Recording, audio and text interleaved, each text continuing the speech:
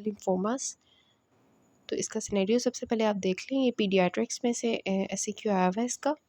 So a 10 years old boy presents with the bilateral painless neck swelling for the last 3 months. On examination, there is bilateral cervical and axillary lymph node enlargement. और lymph nodes का size उन्होंने बताया हुआ है कि they are non tender, means that due to inflammation नहीं है lymph nodes की enlargement, और रबरी है। Chest X ray shows the mediastinal mass, means कि थाइमिक इन्वॉल्वमेंट भी हो चुकी हुई है। सो यहाँ पे आपको जो मेन चीज़ दिखाई दे रही है that is the lymphadenopathy, lymph nodes enlargement, thymus enlargement। सो जो लिम्फोमास होते हैं उनकी 2 टाइप्स हम डिस्कस करेंगे, हॉजकिन्स लिम्फोमा और नॉन हॉजकिन्स लिम्फोमा। इनमें से जो हॉजकिन्स है ये ज़्यादा इंपॉर्टेंट है SAQ पॉइंट ऑफ व्यू से, तो सबसे पहले हम इसके बारे में पढ़ते हैं। सो हॉजकिन्स लिम्फोमा की सबसे पहले एज की अगर हम बात करें तो ये बाई मोडल डिस्ट्रीब्यूशन होती है। बाई मोडल के 2 एजेस में जो है ये होती है। फर्स्ट एज जो ये हो सकती है ये 15 to 30 एज में हो सकती है, ठीक है। और दूसरी जो इसकी एज फॉलो होती है वो ग्रेटर देन 50 years। तो एक जो है 15 to 30 एज में भी हो सकती है ये वाला जो हॉजकिन लिम्फोमा है, और मोर देन 30 years में भी हो सकता है, मोर देन 50 years में भी हो सकता है, ठीक है। फिर हम इसकी जो है वो हॉजकिन लिम्फोमा की एज के बाद बात करते हैं कि इसकी 4 सब टाइप्स होती हैं जो आपने पैथोलॉजी में भी पढ़ी भी होंगी कि we have the lymphoid rich या lymphoid predominant form, lymphoid depleted form होती है इसकी एक, ठीक है। इसके अलावा जो है इसमें नोड्यूलर सेक्लेरोसिस टाइप होती है इसकी एक, और एक मिक्स्ड होती है, ठीक है। अब आपको पता होगा एक हमारे जो है वो आपने पैथोलॉजी में भी पढ़े होंगे कि ओवल शेप्ड आई वाले एक हमारे सेल्स नज़र आ रहे होते हैं, वो किस में नज़र आते हैं, हॉजकिन्स में नज़र आते हैं या नॉन हॉजकिन्स में नज़र आते हैं, हॉजकिन्स में नज़र आते हैं, ठीक है। तो हॉजकिन्स की कौन सी टाइप में जो है वो हमें सबसे ज़्यादा नज़र आते हैं, इस 4 टाइप्स की अगर हम बात करें तो उनमें से सबसे ज़्यादा जो हमें रीड स्टर्नबर्ग सेल्स हम इनको कहते हैं, ये जो हमें इसके करेक्टरिस्टिक नज़र आते हैं, तो ये किस में नज़र आते हैं, मिक्स सेलुलैरिटी में, ठीक है। मिक्स सेलुलैरिटी में हमें सबसे ज़्यादा रीड स्टर्नबर्ग सेल्स नज़र आते हैं। और अगर हम बात करें कि फ्यू किस में है, कम किस में है, तो वो हमारे थोड़े बहुत नज़र आते हैं लिम्फोसाइट प्रीडोमिनेंट में, ठीक है। जो नोड्यूलर सेक्लेरोसिस होता है उसमें एक्चुअली नोड्यूलर सेक्लेरोसिस को हम इसलिए कहते हैं क्योंकि नोड्यूल्स की फॉर्म में ना ऐसे करके रीड स्टर्नबर्ग सेल्स पड़े होते हैं और उनके इर्द गिर्द जो है ना कोलेजन फाइबर्स होते हैं, ठीक है। तो वो नोड्यूलर सेक्लेरोसिस हो जाता है। फिर मिक्स सेलुलैरिटी मीन्स के उसमें आपको बहुत ज़्यादा अजीब मतलब तरह तरह के सेल्स मिल रहे होते हैं, लाइक उसमें आपको लिम्फोसाइट्स मिल रहे होते हैं, ठीक है। दूसरे काइंड्स ऑफ सेल्स जो हैं वो भी आपको मिल रहे होते हैं मिक्स सेलुलैरिटी में, ठीक है। तो क्या हो गया लिम्फॉइड प्रीडोमिनेंट, इसमें क्या होगा, ज़्यादा आपको लिम्फॉइड सेल्स नज़र आएंगे, बी सेल्स आपको ज़्यादा नज़र आएंगे, बी लिम्फोसाइट्स, और रीड स्टर्नबर्ग सेल्स आपको कम नज़र आएंगे। फिर जो लिम्फॉइड डिप्लीशन है उसमें क्या होगा, उसमें आपको सारे सेल्स जो है वो कम नज़र आएंगे, लिम्फॉइड सेल्स भी कम नज़र आएंगे। और इस वजह से इसको कहते हैं क्योंकि बॉडी में अगर लिम्फोसाइट्स नहीं है इट मीन्स कि बॉडी के पास इम्यूनिटी नहीं है, ठीक है। तो इस वजह से जो है सबसे ज़्यादा जो वर्स्ट प्रोग्नोसिस होता भी इसका ही है लिम्फॉइड डिप्लीशन वाले का, ठीक है। फिर आपका नोड्यूलर सेक्लेरोसिस है जो कि वुमेन में कॉमन होता है, और वो मैंने आपको बता दिया उसमें कोलेजन इर्द गिर्द होता है इन सेल्स के, और सबसे ज़्यादा जो सेल्स होते हैं वो किस में होते हैं, मिक्स सेलुलैरिटी में, जिसमें आपको प्लियोमॉर्फिक बैकग्राउंड मिलता है सेल्स का। अब इसके थोड़ा सा बात करते हैं होता क्या है, रीड स्टर्नबर्ग सेल्स आपको किस तरह से बनते हुए दिखाई देते हैं। देखिए बॉडी में कोई ना कोई कहते हैं कि कोई इन्फेक्शन हुआ था किसी वायरस का, फॉर एग्जांपल एप्स्टेन बार वायरस का, फॉर एग्जांपल साइटोमेगालो वायरस का, for example human herpes virus 6 का, ठीक है। ये आपका परवेज़ अकबर में ये तीनों ऑर्गेनिजम्स लिखे हुए हैं कि ये बॉडी में आए जिसकी वजह से बॉडी ने उसके अगेंस्ट जो है वो इम्यूनिटी क्रिएट की, ठीक है। अगर तो बहुत ज़्यादा लिम्फोसाइट्स बनाना शुरू कर दिया तो वो लिम्फॉइड रिच हो जाएगा। अगर लिम्फोसाइट्स बनाए नहीं है किसी बॉडी ने तो लिम्फॉइड डिप्लीटेड हो जाएगा, ठीक है। और अगर उसने दूसरे सेल्स भी बनाना शुरू कर दिए लाइक ईओसिनोफिल्स वगैरह वगैरह, वो सेल्स लिम्फोसाइट्स और भी सेल्स बनाना शुरू कर दिए तो वो मिक्स सेलुलैरिटी हो जाएगी, ठीक है। तो इसी तरह जो है वो एक बॉडी का रिस्पॉन्स जो एक आ रहा होता है ना, उसकी बेसिस पे हम इसकी क्लासिफिकेशन करते हैं कि वो जो उसके स्टिमुलस के अगेंस्ट, ठीक हो गया। उसके बाद इसकी स्टेजिंग कर लेते हैं। स्टेजिंग जो है इसकी होती है एन आर्बर स्टेजिंग, ठीक है। एन आर्बर स्टेजिंग हम करते हैं डेविडसन के टेबल से। तो इसकी पिक्चर अगर हम माइंड में रखेंगे तो डेविडसन का टेबल आपसे हो जाएगा। सबसे पहले जो स्टेज 1 होती है उसमें क्या होता है कि एक लिम्फ नोड इन्वॉल्व हुआ होता है डायफ्राम की एक साइड पे, मतलब ये डायफ्राम है ना, तो डायफ्राम के ऊपर वाले हिस्से में है, ठीक है, एक साइड पे है और एक लिम्फ नोड का इन्वॉल्व हुआ है। अगर दो लिम्फो मतलब मल्टीपल हो गए हैं लेकिन एक ही साइड पे हैं तो वो स्टेज 2 हो जाएगी, ठीक है। अगर दोनों साइड्स पे मतलब ऊपर नीचे दाएं बाएं हो गए हैं और मल्टीपल है, 2 और मोर है, तो वो हमारे हो जाएगी स्टेज 3। और स्टेज 4 में क्या होगा, दूसरे ऑर्गन्स में चला जाएगा, लिवर में, बोन में, ठीक है। तो स्टेज 1 में क्या है, एक साइड पे है सिंगल है, दूसरे में क्या है मल्टीपल है लेकिन एक साइड पे है, तीसरे पे क्या है कि मल्टीपल है और दोनों साइड्स पे है, और चौथे में क्या है कि वो मेटास्टाइज कर चुका है। सो ये स्टेजिंग लिखी हुई है, ये आपने देख लेनी है, वही है जो मैंने आपको फिगर से बताई है ना, वही है। फिर each stage is sub classified into A and B. अगर तो फॉर एग्जांपल 1A है ना, इट मीन्स कोई सिस्टमिक सिम्टम्स नहीं है। 2A है तो कोई सिस्टमिक सिम्टम्स नहीं है। 3A है कोई सिस्टमिक सिम्टम्स नहीं है। 4A है नो सिस्टमिक सिम्टम्स। लेकिन अगर यही इन्हीं के साथ अगर B हो जाएगा ना, मीन्स B सिम्टम्स आना शुरू हो गए, in which we have 3 kinds of symptoms, fever, night sweats and weight loss. इनको कहते हैं बी सिम्टम्स। अगर ये प्रेजेंट हो जाए तो वो क्या हो जाएंगे, हमारी टाइप बी में आ जाएंगे। और हर किसी की टाइप बी जो है उसमें बी सिम्टम्स होते हैं जो कि 3 तरह के ये वाले होते हैं। उसके बाद आ जाते हैं हमारे क्लिनिकल फीचर्स। तो क्लिनिकल फीचर्स क्या होंगे, पेनलेस लिम्फेडिनोपैथी होगी which is the most common symptom जो कि इसका होता है। और लिम्फेडिनोपैथी कौन कौन से लिम्फ नोड्स इन्वॉल्व हो सकते हैं, super clavicular, cervical lymph nodes, axillary lymph nodes, axillary हो गए, और मेडिस्टाइनल लिम्फ नोड्स इन्वॉल्व हो सकते हैं, ठीक है। फिर दूसरी बात, ये वेट लॉस, नाइट स्वेट्स और फीवर जो है, इन तीनों के बारे में बात कर चुके हैं कि बी सिम्टम्स प्रेजेंट होते हैं। प्रूराइटिस इन लोगों में होता है ऑब्वियसली, जो है एक तो वो वाला कि बेसोफिल्स की वजह से, इंक्रीज बेसोफिल्स की वजह से क्या होगा, इन्फ्लेमेटरी जो है वो हिस्टामीन्स रिलीज़ होना शुरू हो जाएंगे। फिर इचिंग होगी। फिर कफ जो होती है ये क्यों होगी, जब मीडियस्टाइनल मास बन गया होगा, लिम्फ नोड्स जो है वो मीडियस्टाइनल के इन्वॉल्व होंगे तो ऑब्वियसली वो ट्रैकिया को कंप्रेस करेंगे जिसकी वजह से वो कफ क्रिएट करेगा, ठीक हो गया। तो ये हमारी होगी क्लिनिकल फीचर्स। उसके बाद हम बात करते हैं डायग्नोसिस की, ठीक है। अच्छा, ये जो हॉजकिन लिम्फोमा होता है ना, ये फ़ीमेल्स में ज़्यादा कॉमन होता है, जबकि जो नॉन हॉजकिन्स है वो मेल्स में कॉमन होता है। और इसके अलावा जो है जो बच्चों के अंदर फर्स्ट कॉमन ट्यूमर है that is leukaemia, second most common tumour brain tumours हैं, और थर्ड मोस्ट कॉमन जो है ना वो हमारे लिम्फोमास आ जाते हैं। सो अब इसकी डायग्नोसिस करेंगे, ऑब्वियसली हिस्ट्री लेंगे पेशेंट की, फ़िज़िकल एग्ज़ाम और इमेजिंग स्टडीज़ इसमें हेल्प करेंगी। सीबीसी में हमें क्या नज़र आएगा, ऑब्वियसली अगर हम बात करें सीबीसी की तो इतना अच्छा तो टेस्ट नहीं है, लेकिन सीबीसी हम करवा लेते होते हैं to check whether the patient is having anaemia etcetera, जो क्या उसकी जो है वो कंडीशन है, ठीक हो गया। उसके बाद हम क्या करेंगे, सीबीसी के बाद प्लेटलेट काउंट भी चेक कर लेंगे, ठीक है। उसके बाद हम उसकी जो है ESR करवा लेंगे, और serum ferritin is actually the acute phase reactant, तो उसको हम चेक करते हैं। और ये बहुत अच्छा टेस्ट है, प्रोग्नोस्टिक है, कि इससे हमें पता चलता है कि हमारा ट्रीटमेंट जो है वो फ़ायदेमंद हो रहा है कि नहीं। सीरम फेरेटिन अगर ज़्यादा होगा तो इट मीन्स कि ये ट्रीटमेंट फ़ायदा नहीं दे रहा, and vice versa. Then we have the LFTs, RFTs to check the renal involvement and the liver involvement.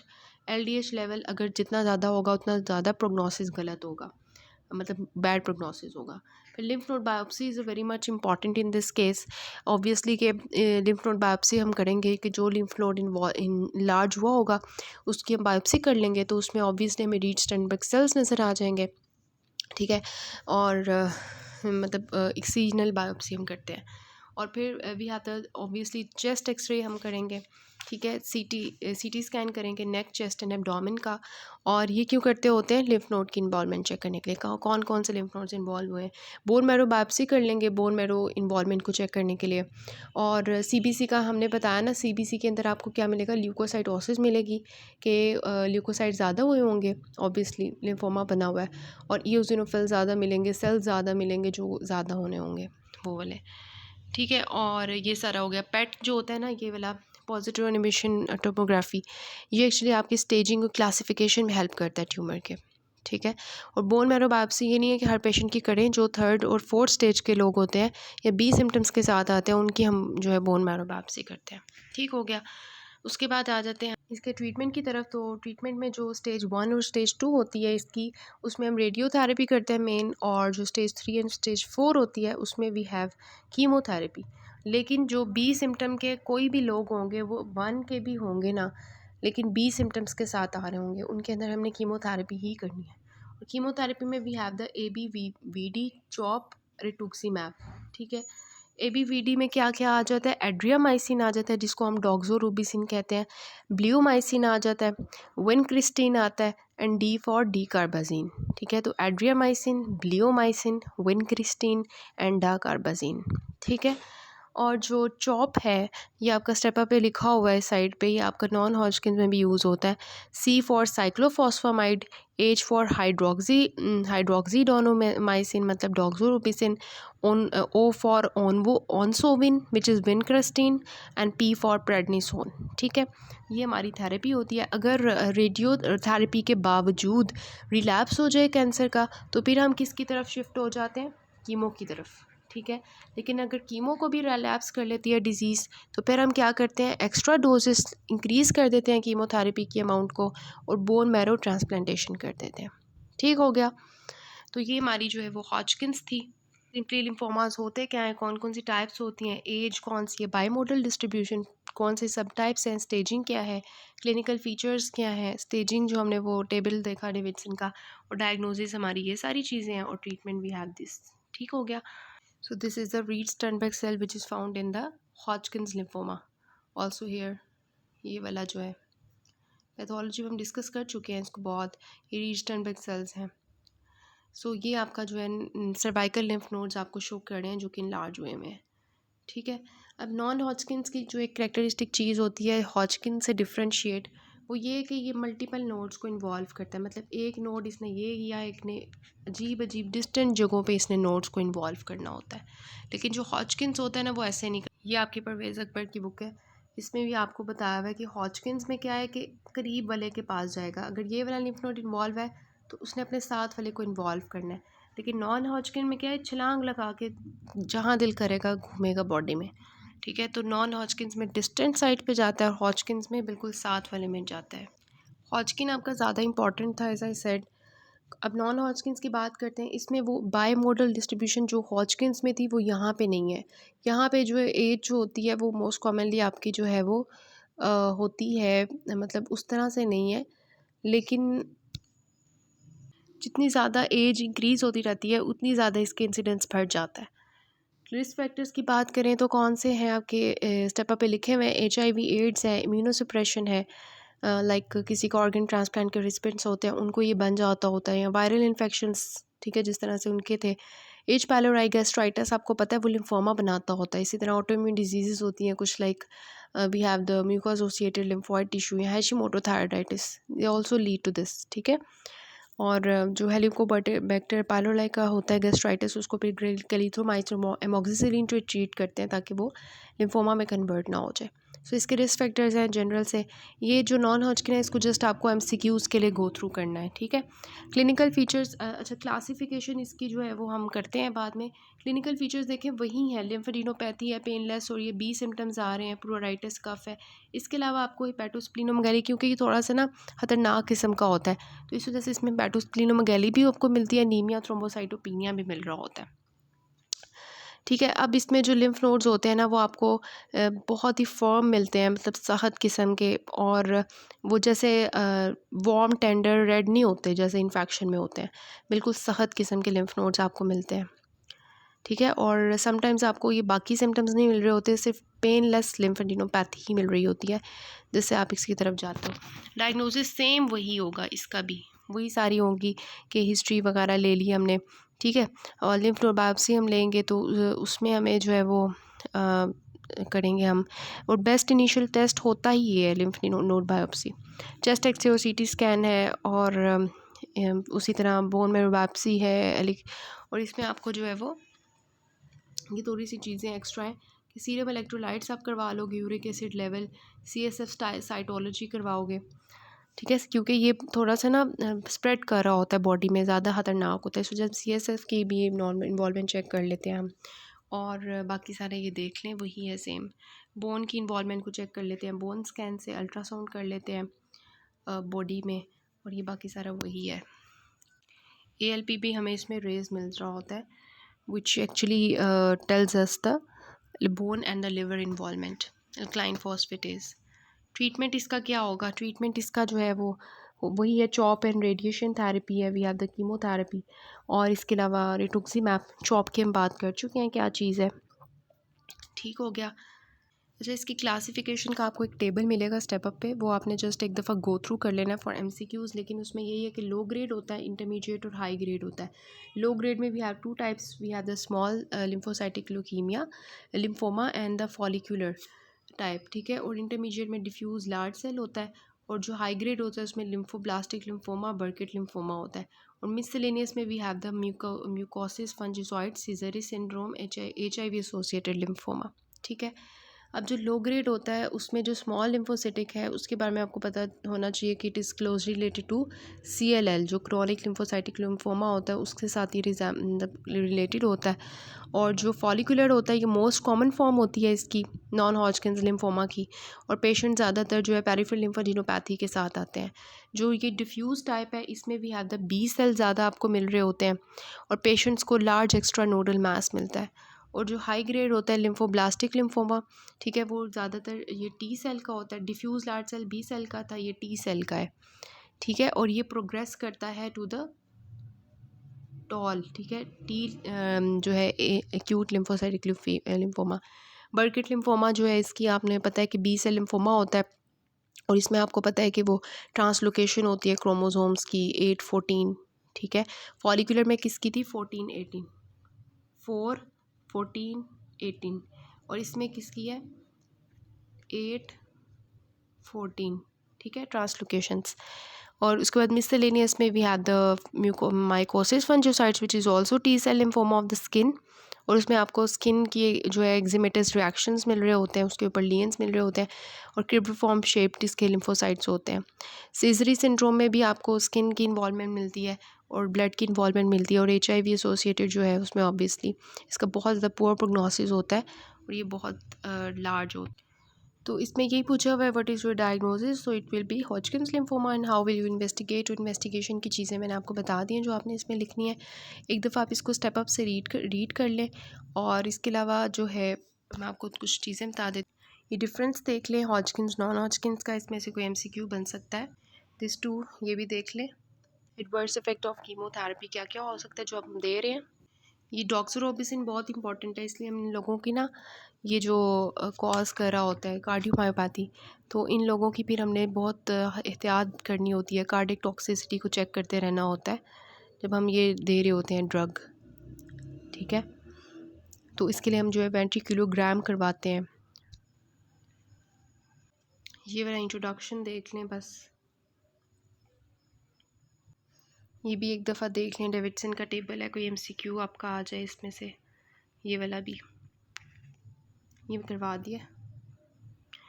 ये पेट स्कैन है जिसमें आपको दिखाया हुआ है हॉजकिन्स लिम्फोमा, रिस्पॉन्स टू ट्रीटमेंट,